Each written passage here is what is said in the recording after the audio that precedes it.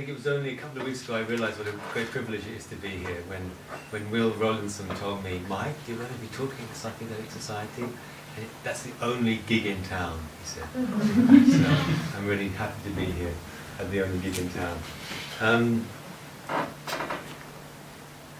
I've got some film I want to show you. A film I've been shooting since 1998 that I think relates to your interests. But there's only one way of finding out, is to show it to you and then ask you to respond to it.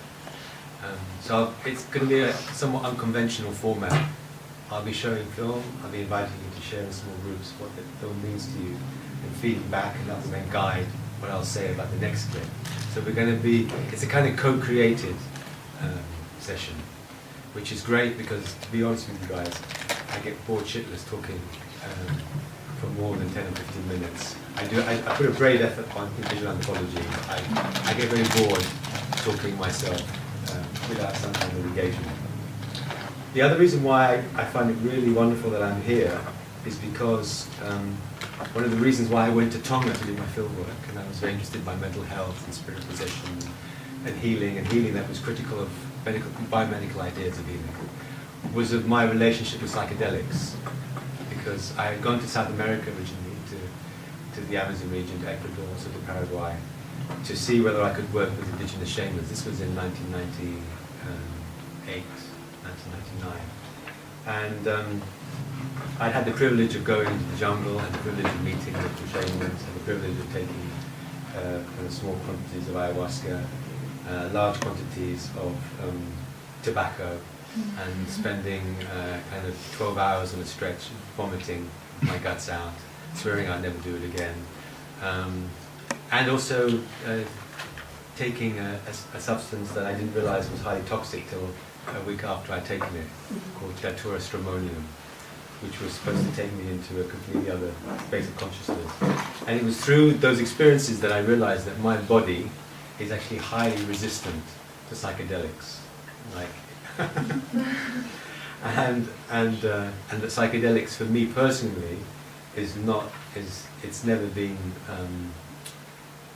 They don't resonate with me, or they didn't resonate with me at the time that I was exploring them. And that was one of the reasons why I chose to go to a place in Tonga where before I arrived, I knew that healing was not connected to psychedelics at all. It was very much based on massage and personal engagement and a belief in spirit. And one of the reasons why it resonated with me was because at the time I had a strong will to somehow take the healing system that I found and bring it back and apply it in some way in a Western context. So I was very interested in the conversation between healing systems. And at the time, and I'm really happy that's completely changed, there was a very strong, I had a very strong sense that to do that with something like ayahuasca or datura stramonium and bring that back, there would be a lot of resistance to that, either as a kind of an exercise, theoretical exercise, or even as a practical exercise. So for me, to be in a kind of contemporary situation where kind of Santo Daime have churches in London, and some of you guys go off and kind of do ayahuasca, and kind of either shamans or kind of shamans set up to do ayahuasca, it's for me like a miracle, because when I was in South America those years ago, that wasn't even, it was just kind of starting in a very nascent sense, and there was no sense that it would necessarily be successful. So I was really attracted to a system of healing that resonated with what got me high in a way, which was using my body to dance, to climb mountains, to swim. That's how I got high, and I actually found sitting down in a tight space and being bitten by insects over kind of 12-hour stretches to be kind of not very ecstatic at all. and 50% of you will say to me, that's because you didn't take enough, or you didn't take it frequently enough, you didn't take it on an ongoing basis, you weren't supported. And you'd be completely right. At the time, that opportunity didn't exist. Okay, so from an introduction to do with psychedelics, let me take you into the Tongan space. So, why am I showing you video? Well, because I'm very interested in the power of video, and the power of video to communicate and be transformative in screenings such as these, and as ways of learning about ourselves and others and assumptions we carry that inhibit us in our own personal transformation and connection with the world. But I recognize that within my discipline, visual anthropology, the appreciation of the reception of films, documentaries, videos, video films, feature films is not very well developed. So, but I'm very, very drawn to combining it with ideas drawn from medical anthropology. Now, medical anthropology is very interested in healing, very interested in many kinds of healing, ayahuasca healing is one of them. And it's very interested in how people, in the process of healing, and how people are healed. And it has many models to suggest how healing is delivered. And so I see film and the reception of film being very similar, and I'm not original in that, to healing rituals, because it's in many healing rituals also people are presented with ideas, new ideas, then transform them. And so one of my reasons for doing the project that I'll be talking about is to combine these two interests, both in the very substantive way that I'm focusing on healers and psychiatrists in Tonga, and I'm using video, but all in the way, also in the way that I'm kind of thinking about how video does things and how it works, and how we can imagine it actually healing people. So that's where we're going to talk a little bit more in between films about how you receive and what you think about films. Okay, so what I'd like to do now is to kick off, is to show you some footage of a spirit possession that I filmed in 1998. This was when I first, it was a year after 1999, just before the new millennium. I'd been in Tonga for about a year. I waited quite a long time before I started videoing. Part to be sensitive, I didn't need to be that sensitive actually, but people were very open to using video. And this is a video that recounts the process from the second healing of a young woman who had been diagnosed by the healer I work with as being affected by spirits. And I'm going to show you the film without speaking too much during it. I'm just going to interject a few times. I'm going to let the pure visuality and the references that you see and what you can figure out yourselves to set the stage of our conversation. So if someone could turn the lights off at the back.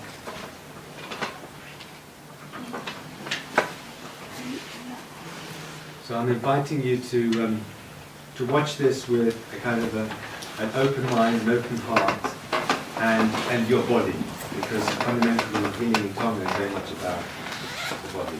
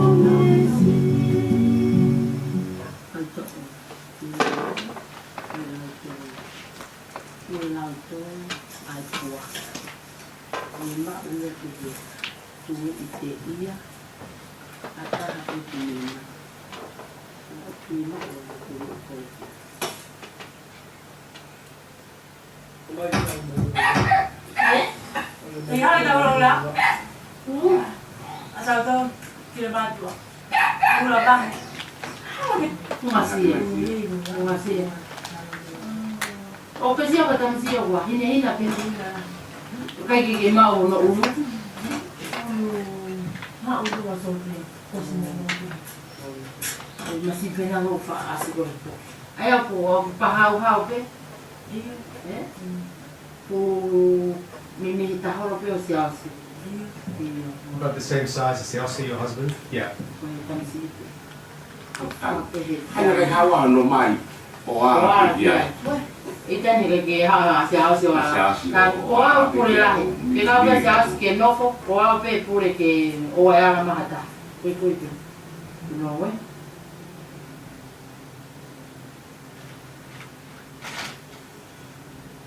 Kata ki ko ko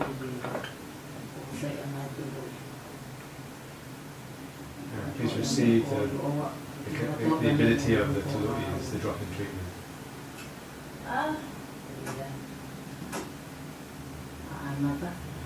Close your eyes.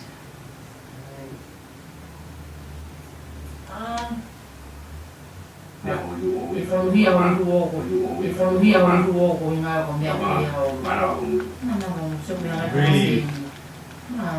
breathe through your mouth.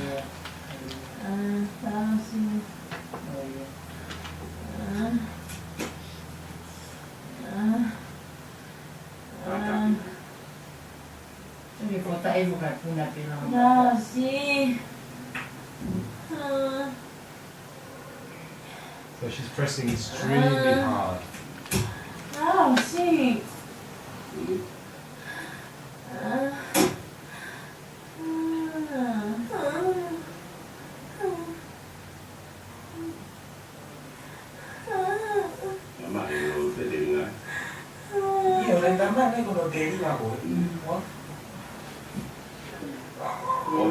O ai tu pili hapo.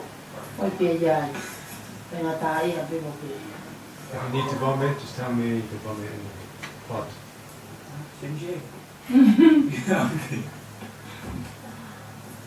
Vai vai Angelo. Mon toa telefone na kau. Ya ina kau. E via. Oh, toma yo con la via ma po. Someone just dropped it back into the house and asked for some milk. Eh? So she takes some milk.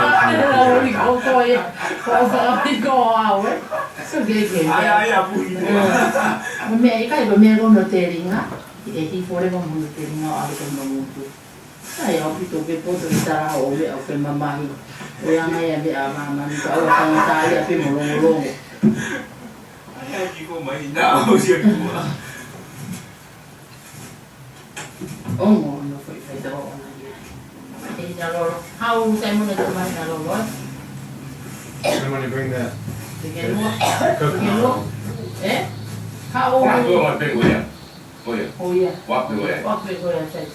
How we pe tu mo a ki na to ke si o. Wa me ha ko kon ya tu. O se ai na vai.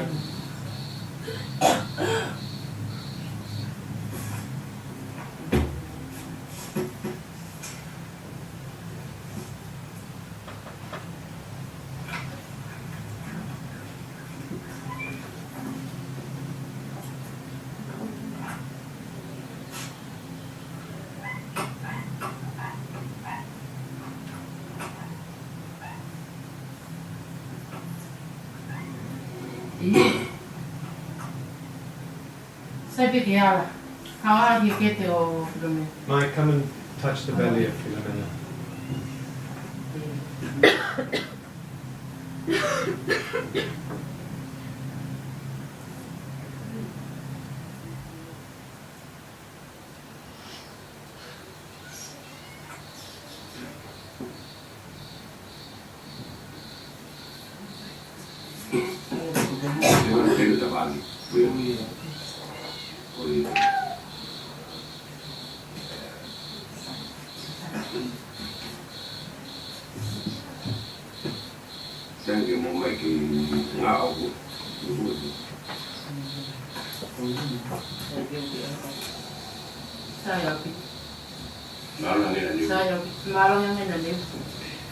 Great, it's really great. You can really, it's much stronger than it was yesterday. So she's saying that she can feel the fetal heart of the baby.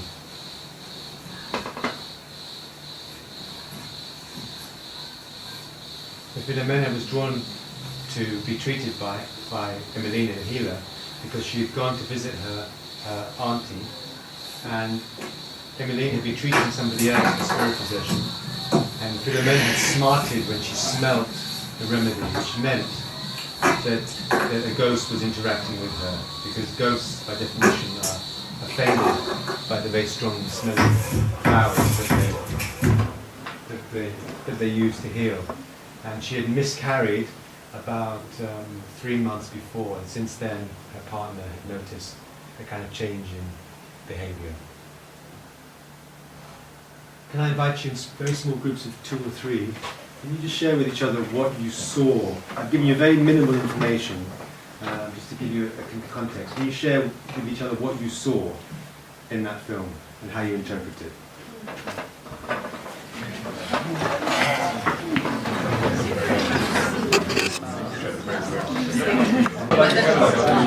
Okay.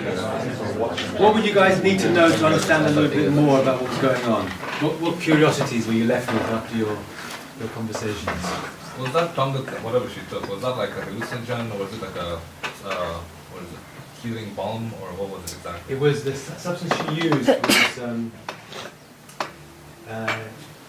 what's interesting is the ethnobotanists would kind of look for the quality of the plant, and the plant she was actually using at the time is kind of an astringent, but doesn't have any other qualities that I've been able to find in the literature. Yeah. I've forgotten. Who knows what an astringent is? Oh yeah, it draws water out. Oh, yeah, that's what. Yeah, it draws water out of things. But what's interesting is oftentimes healers, well, if they can't find a particular plant, they'll just substitute it with another. So they won't necessarily be committed to the plant itself as a vehicle for curing. So the effect is going to just happen because they believe it's that specific plant, or what? Good question. I don't entirely know. Any other questions? Did the healer know that she miscarried? It's possible, but it also wouldn't necessarily have been significant. Yeah. No, I don't. I went, as you know, I went to a healer before a few times, and I don't. Sometimes people do know when things have happened. Like I walked into the room and she kind of could sense something that I don't. You know, she could just sense something out of the blue, whatever. But what kind of interested me was her reaction to that. I don't know whether this is because you kind of like almost psyched yourself up that this is going to work, or that, you know what I mean? Yeah. Like this is kind of something out of the normal. You're now in a kind of sacred space, or blah blah. Yeah. Your true belief in it, and that kind of provokes all these reactions, or whether it is truly effective. I don't know. Okay. And until this day, from my experience, I still don't know. So to be healed doesn't necessarily mean that you have to believe in something. You can be ambiguous. Mm-hmm. Yeah. I was wondering, is there restrictions to how many people or who's to watch? Because obviously there's other people in the room, right? There's a husband in the room. Yeah. Who's that guy?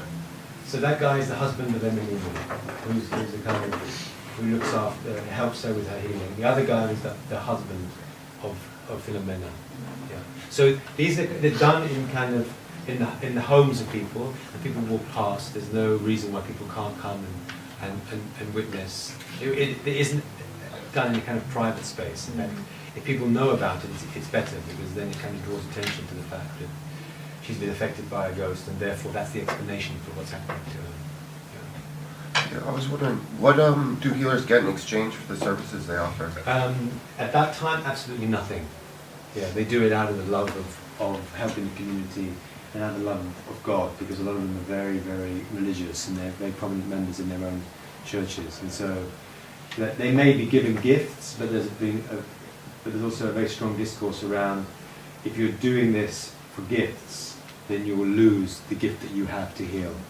And so there's a very strong pressure not to get anything financial or material. Having said that, Emelina, because she gives so much, she's become kind of a person with influence and connection. She knows so much about what goes on in many, many villages, much more than most people do, because of her work, and that gives her a certain kudos and status. Okay, can you turn the light off? Okay, so that was the first healing. I'd like to take you now to the second, which is a little bit more ambiguous. So the first time she identified the ghost. Can I just ask a question first? Yeah. What was she healed of? The diagnosis was that she'd seen a spirit.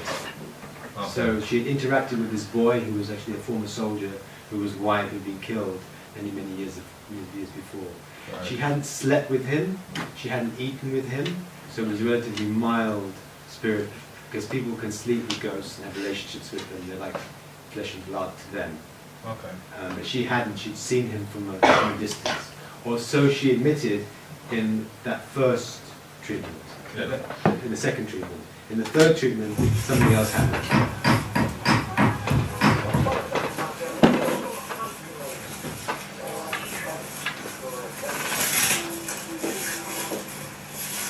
So in the first treatment, they had said explicitly that the reason why the husband wasn't allowed to touch her was because Emilina was the boss of the healing. I'd asked the question, why can't she be with her, supporting her?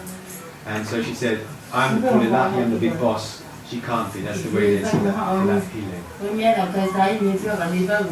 Emilina, when she presses with her fingers, she presses really hard. When she did it to me, I asked her to demonstrate on me.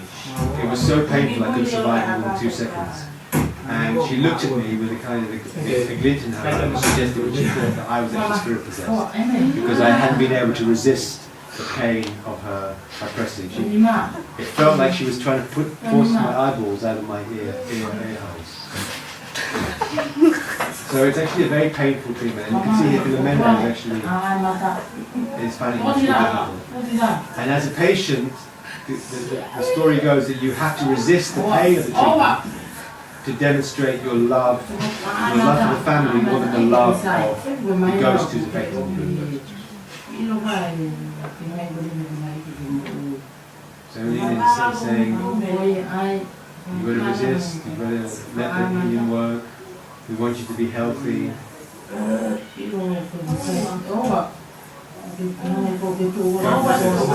I ask you is supporting her but also holding her down. Or those are other children? Those are children, those are his nephews, and nieces.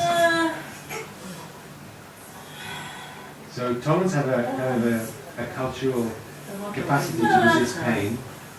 So this means that if she's screaming, it is really, really painful.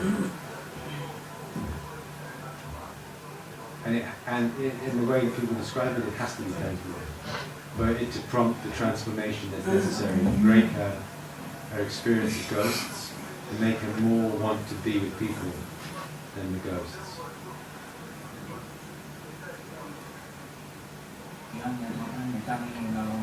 So when she was under the tree, she was crying.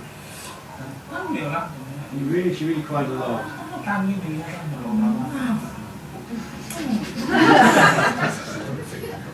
So that was accompanied by the statement, "You're shameful."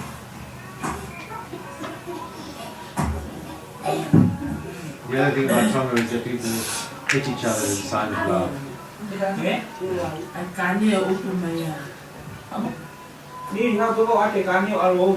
So watch Emilina. Look at her eyes. Look at how she kind of. Did you see kind of? Do you see for sure something under the avava tree? You can see for sure this man. Do you hear his voice? Yeah. I only heard it's like crying because it was dark. Your eyes hurt? Don't worry, that's part of the process. So she had shifted from the first time admitting she had seen the ghost to this time actually resisting the visible and saying that don't worry, it's not too hot, it's quite hot. It's a very strong, smelling combination of very hot water and very beautiful, fragrant flowers. And she should be naked, but because I was filming, she couldn't be. And this is to break her perception, her experience her engagement with ghosts by kind of providing an invisible barrier around her body and her orifices, so she's not receiving ghosts into herself.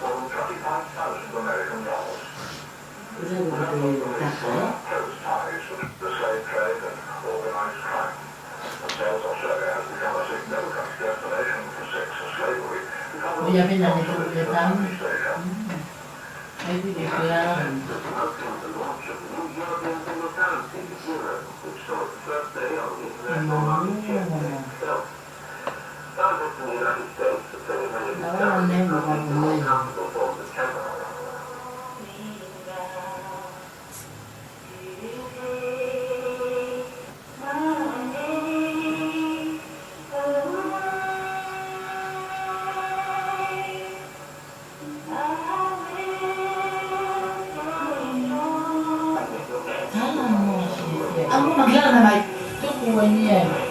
Pakabobo abe mo. Si okay abe mo.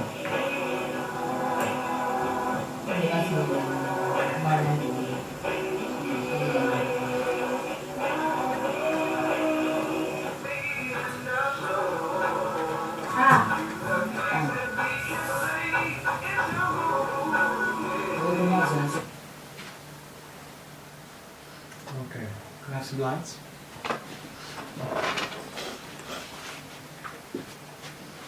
Well, could you share very briefly with each other, the same group, what curiosity you're left with now? What did you see differently to what you saw before?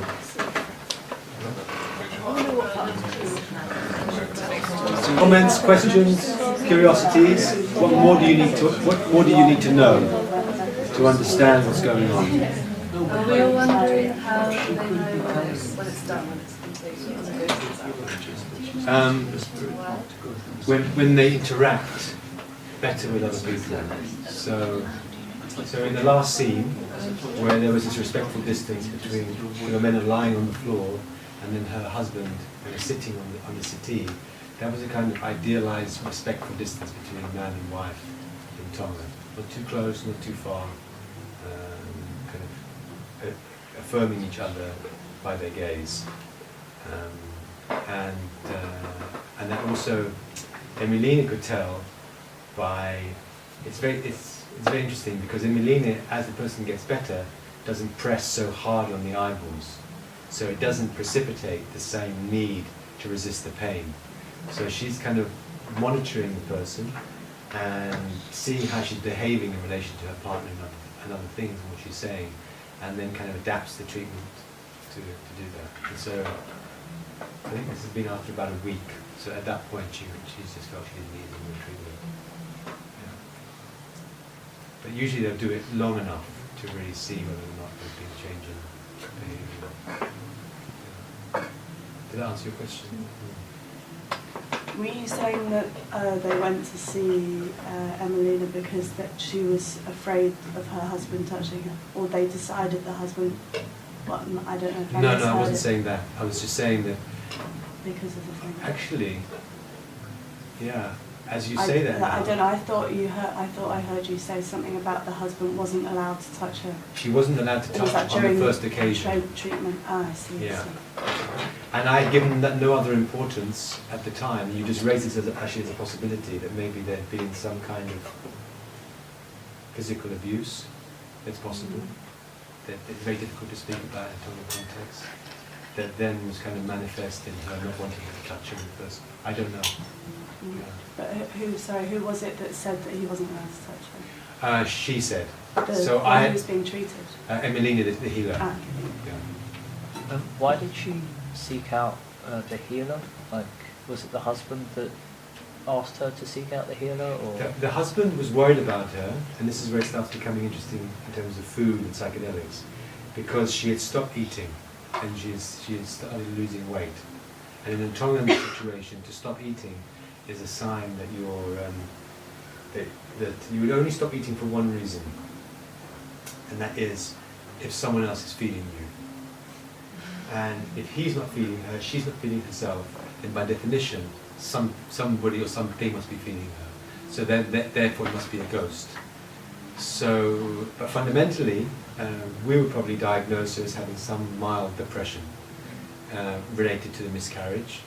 Then she'd become depressed because she'd lost her first baby, and then that led to her to have a kind of malaise and not wanting to interact with people in the way she wanted. But that was fundamentally unacceptable in the Tongan context, because people are fundamentally in relationship with others, and so they have to be kind of valuable human beings.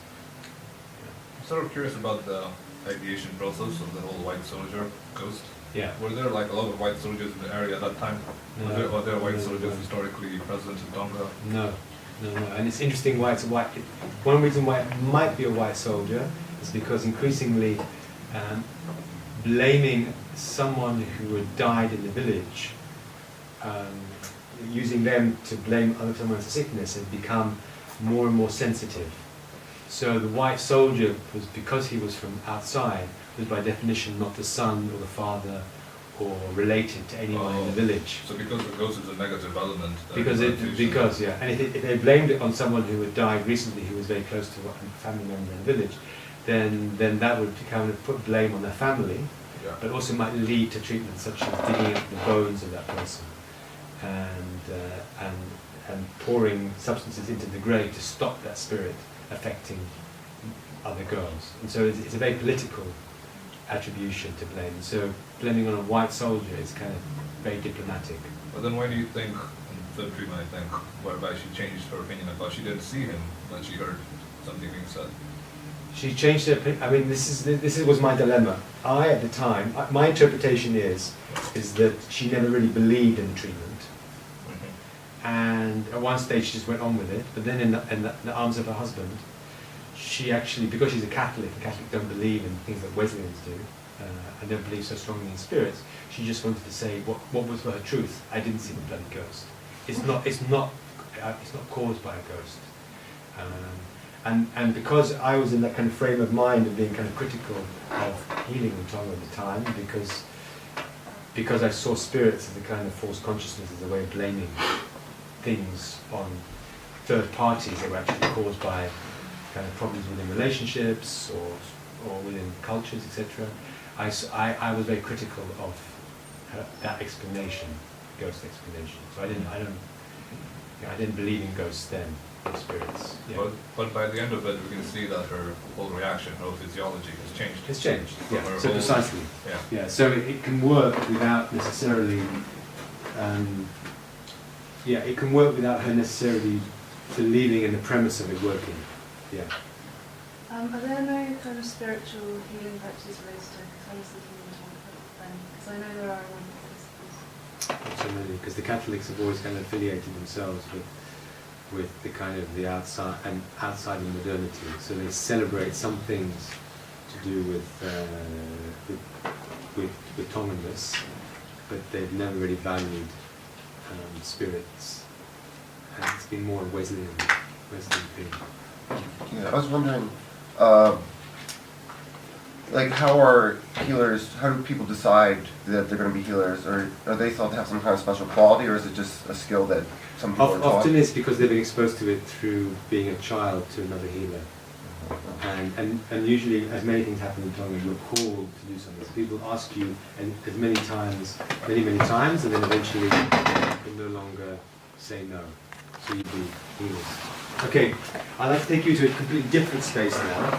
I'd like to take you to the main island of Tonga, and to someone who initially I thought would conceptualize sickness in a very, very different way, the psychiatrist. But this is a short 15-minute film about a psychiatrist, and within it there is, you notice that the food is very key in the diagnosis of mental illness, and you'll notice that here kava is being used as a way of understanding mental illness and moderating a psychiatric response to it. Can you turn the lights on?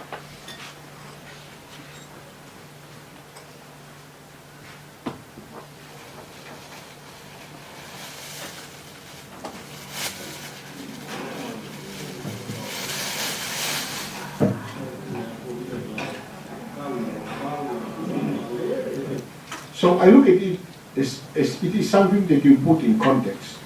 There's a context there, because it is required. It is needed. rather than just bringing something from outside and apply it. Although it has to be scientific, but the mind is something that is very complicated. There's no doubt about it. The plasticity of the mind is one concept. Regarding things like happening in this country, there's no way that I can just, that for myself, just to use something that is used somewhere else. If it doesn't fit, forget about it. And I would say that would be the basis of my, the way how I approach psychiatry here.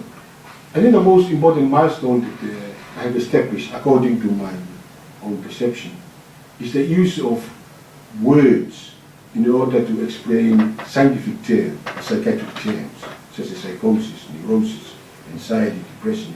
They have words. And all these Tongan words, which say they all related to the big words called Amana, which mean to me Amana encompass psychosis and neurosis. Amana Fua, which is psychosis, and Amana Iki, which is neurosis. So he's using the same term that most healers would use to diagnose people with spirit possessed for his psychiatric terms, Avana. So Avana for healer. I understand that it facilitates understanding among the grassroots level. And that is the target of my talk, not to intellectual people. Maybe get involved, but to the masses, to the people that know anything about psychiatry. And I think that I did get a lot of feedback. For example, many people just contact us by phone. There was on the TV program, the paper. They do consultation during that, only because they have a problem with, because of the stigma associated with mental illness. And I think that's a good thing about not only the mass media, but using simple words, even old words, but it's a Tongan word, to describe psychiatric phenomena.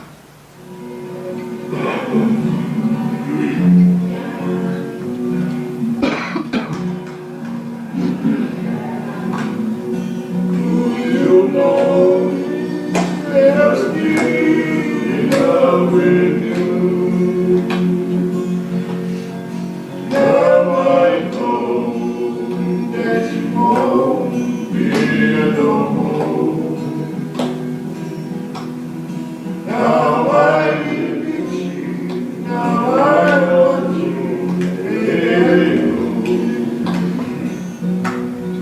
Now I know that you won't be alone. Now I live in you.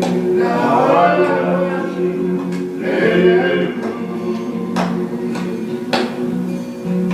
I know I must forget all the good time we had. I know that I'm good for that you still on my mind, and I know I can find sexy girl with my sweet baby blue, baby blue. Baby, do you know that I'm still in love with you? Now I know that you won't be alone. Now I live with you. Now I want you, baby.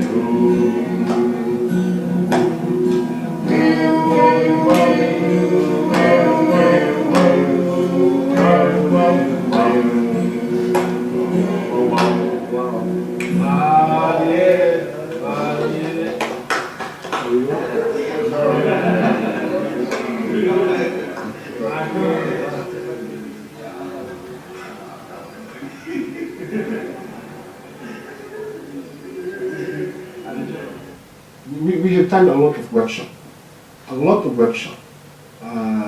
beginning from early 1990s to mid 2005, something like that. And that covers area in clinical psychiatry, rehabilitation. There were something on traditional healers. There were 3 workshops. We involved forensic psychiatry and involved something about transpersonal psychiatry.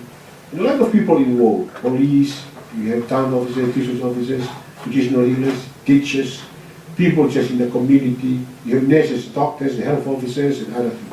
That has been done, and I think that really had an impact upon the understanding of intellectual, and also to bring up psychiatry into that level. Ono sili ko ni kawa o se no ono palu o sili de ba kawa Yes. Another important thing as a milestone is our ability to network the NGOs. And I think that's that's a success. This story is a success.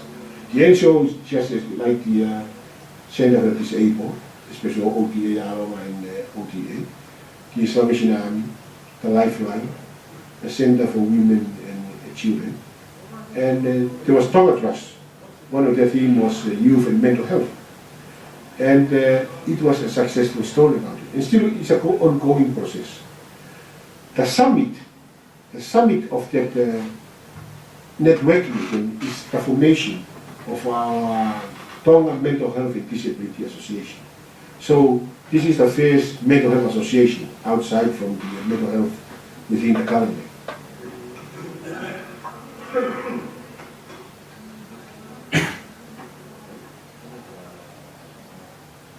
Another important milestone is the use of conversation. I'm talking about the clinical care of the patient inside the ward. This is, to me, this is a new avenue in order to explore the patient's understanding. Not only that, but the treatment can also follow that. Because there are many times during our conversation, I increase the patient medication straight away. There are times I decrease the medication. That is an important way of approach. You know, psychiatry, they do amical interview by injecting patient with injection. There's no need for that. Just doing cover and go.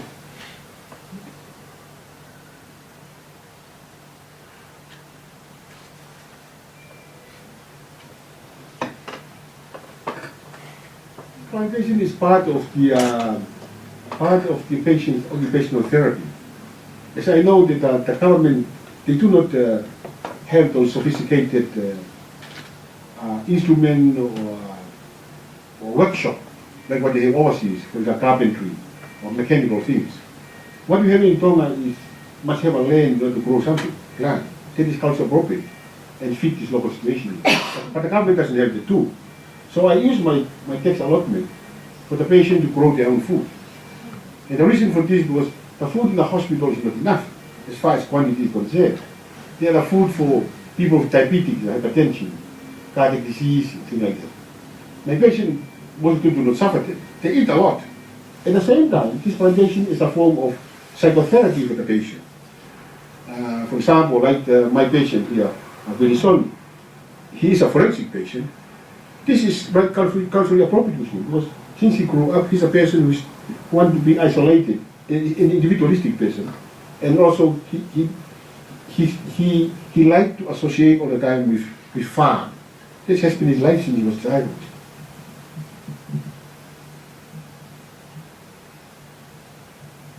Ai ơi, cái ngôn là của họ cái này đây phải ngắt cả ai kim mũ ai này họ có gì giàu, rồi cái ngôn nào họ có gì hình này hàng đấy vậy phải atakai có như vậy, phải học xia con phải atakai có như này mà ya gì hình, này hàng đấy vậy mà ya nong á, mà phía mà tôi mua tôi mặc cái hàng, cái lava đấy vậy cái tôi phải làm cái tôi lấy hàng, cái cao. When he comes here, what all the psychosocial stressors that happened to him while he was in prison have been automatically disappeared or taken away. And he felt peace inside, and also even saying for more spiritual things, that something that he usually associated with, like a bush or farming in a plantation, as part of his work as a forensic patient. So that's the kind of thing happened to him, his first experience when he comes here. And as I said, it's usually in the Western setting, Only the occupational therapist notice that.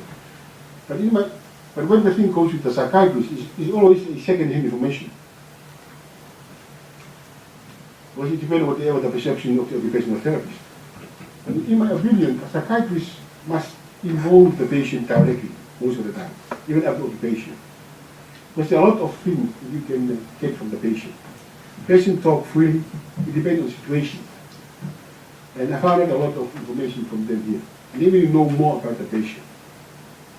Just talking with him while you work with him in things that he likes. So in fact, I'm utilizing Wilson's capability of farming.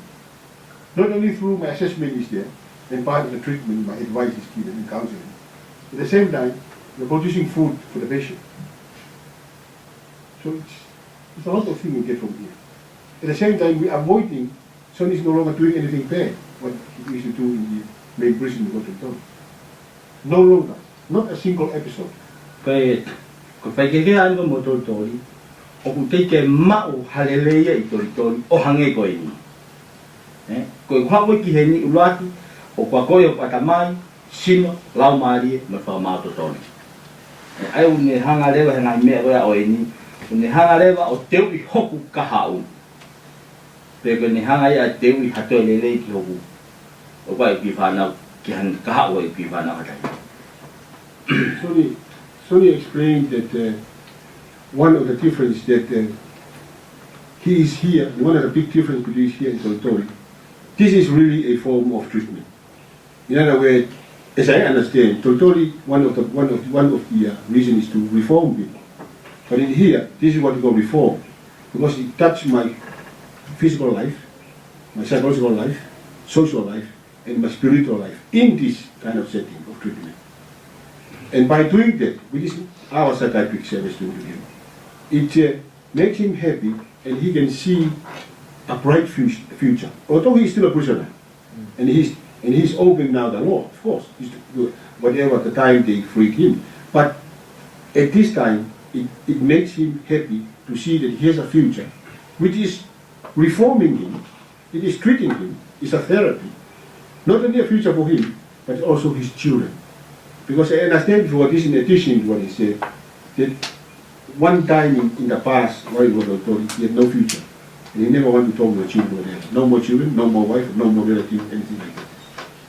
He thought he's going to die in the this in addition to some of those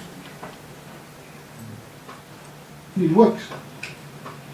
It's so easy, simple, because you use what is available in this country. You don't have the sophisticated equipment or infrastructure you have overseas. The more you build sophisticated infrastructure, the more away you from the reality of the patient. That's not the problem. But if you find yourself more natural, appropriate with the patient in the particular location, it's easy to assess the patient, you get through into the patient. At the same time, you deliver your treatment. But you can't force a person to something that is unnatural with him. You still punish him, but through in a natural thing, according to him. That's a different meditation of what we're talking. It's more deeper here. And I think that's what psychiatry is, or psychology is. You go inside to the mind of the person, or to the self, the ego.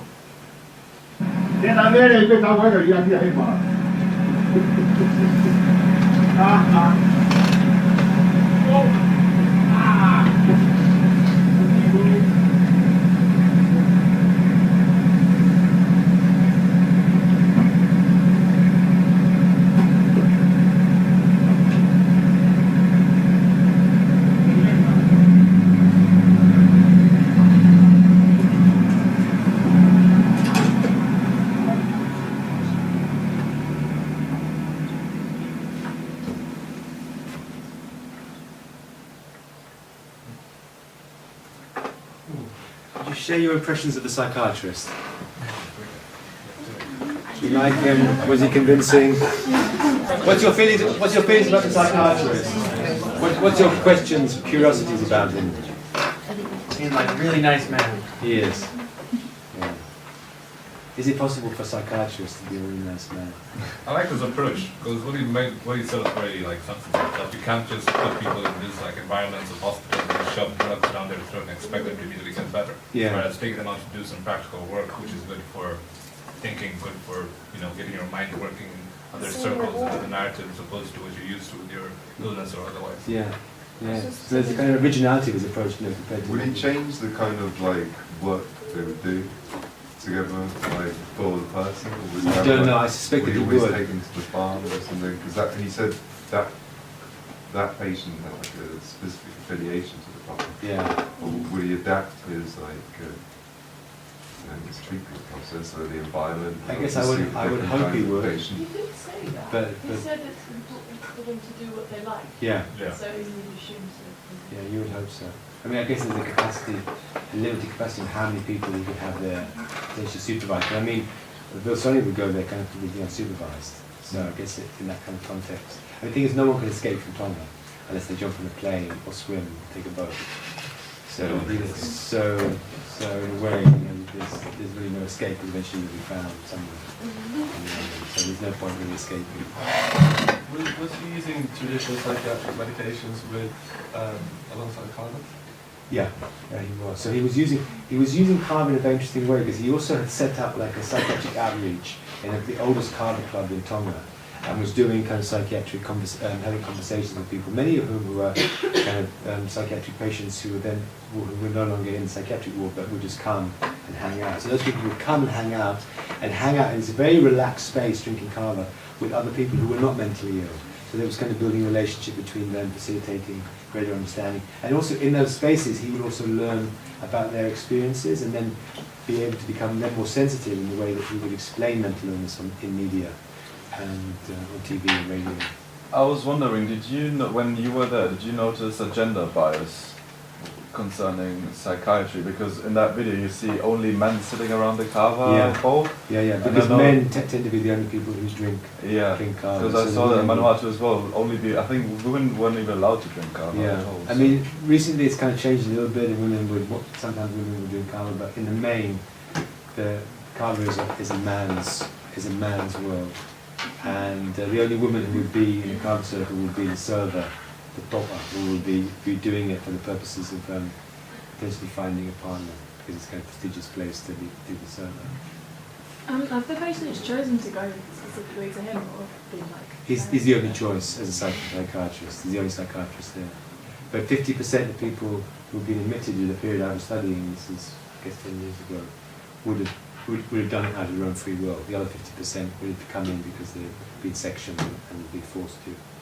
But many had a kind of very relaxing, positive experience. Are they being punished? It seemed like he said something about them being punished or something like that. So this was a forensic patient, and so the kind of human rights is that you shouldn't really have forensic mental health patients in prisons. And Hattori Tori, which he was talking to, is a prison which doesn't really have facilities to look after the mentally ill. So MAPA looks after many of their forensic patients if they don't get too violent, because he has a kind of exclusion unit if they do. So the fact that he's dealing with a forensic patient in such a relatively kind of open environment is quite kind of groundbreaking within kind of the broader kind of global sense of psychiatry. What does that mean, a forensic patient? Forensic patient is someone who's committed a crime. Oh. Yeah, usually a very serious crime. So he's killed somebody or beaten someone up to the point of death. What is kava? So kava is the drink that they were drinking. It's made from a root of a pepper plant, and it's drunk in all parts of the Pacific. Some in the more strong qualities of Vanuatu, for example, where it's kind of chewed raw by women who spit into it, and it's kind of, as soon as you drink it, hits you, gives you a very strong, kind of mildly psychoactive effect. But what's very characteristic of it is kind of reduces anxiety and stress. And if you drink it over a period of an hour, 2 hours in small doses, it makes your mind much clearer, makes you able to share and talk to people, and it makes your body very, very relaxed. So you're able to sit for 4 or 5, sometimes 6 hours, just sitting in a circle and chatting and singing and playing guitar. So it kind of facilitates conversation, relaxed conversation, conviviality. What kind of compound is it? Is it an opiate? It's got things like carbolactones that they call, which have been, there's certain pharmaceutical companies that tried to kind of take out active substance and market it as stress relief in the West. Okay. It's not hallucinogenic. Like So you've seen a film about healing. it's not. What is the, you said in Vanuatu women chew it as well, but Yeah. then here they, only the men were drinking. What is the evolutionary basis of hallucinogenic? It's a very good question. I knew it at some point, but this is such a long time ago. I don't know. The difference between the kava in the two places is that the kava in Vanuatu is raw. It's taken straight from the root and chewed and then drunk. Whereas the kava in Tonga is dried and then pounded and then turned into a powder. So it's a kind of milder. It lasts longer. So in Vanuatu you wouldn't have like a, correct me if I'm wrong, like a 6 or 7 hour kava session. Because if you're drinking it kind of... It's also from the social aspect, it's way different because people tend to be, it gets so strong that like sometimes people don't even spend much time talking to each other. They rather seek their quiet corner, use it like to talk to ancestors as well. Right. So there must be a reason how it is used that links up with the strength of the kava. Yeah. It's interesting. Maybe there is such a strong need in a place like Vanuatu for people to talk for ages because the conviviality is already established. Vanuatu is supposed to be the happiest place in the world. And economic foundations, there's sustainability and other wider factors.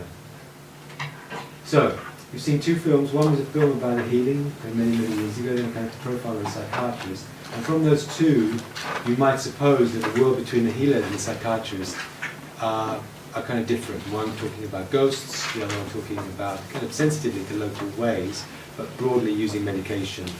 And still kava is still a kind of a pharmaceutical, right? I mean, it's just a natural pharmaceutical to obtain his goals of treatment.